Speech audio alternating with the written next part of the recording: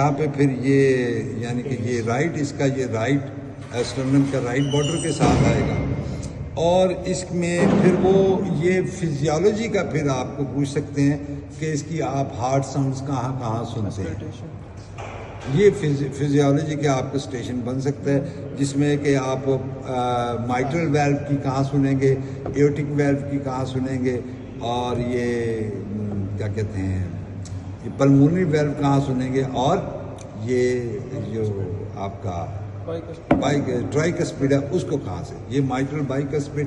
تو وہ بائیکسپیڈ جو آپ ادھر اسٹرنم سے فورتھ انٹرکاسٹل یا ففتھ انٹرکاسٹل میں جسٹ لیفٹ بارڈر کے ساتھ سنتے ہیں.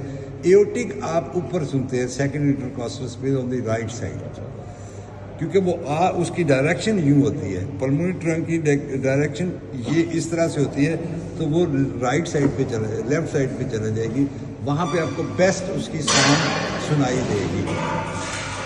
یہ اچھا، یہ اب آپ سوچ رہے ہوں کہ ہمارا کیا تعلق اس سے، مطلب اگر آپ کو یہ نہیں پتا ہوگا تو پھر آپ ویلو کی جو مرمر آپ سنتے ہیں وہ آپ کیسے ڈفرینشیٹ کریں گے کہ کس ویلو کی وجہ سے.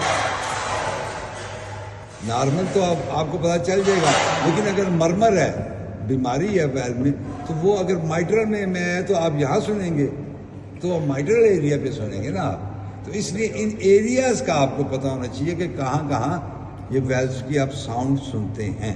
یہ فزیالوجی میں زیادہ امپورٹنٹ ہے، اس میں ہو سکتا ہے یہ اسٹیشن وہ لگائے، ٹھیک ہے نا جی.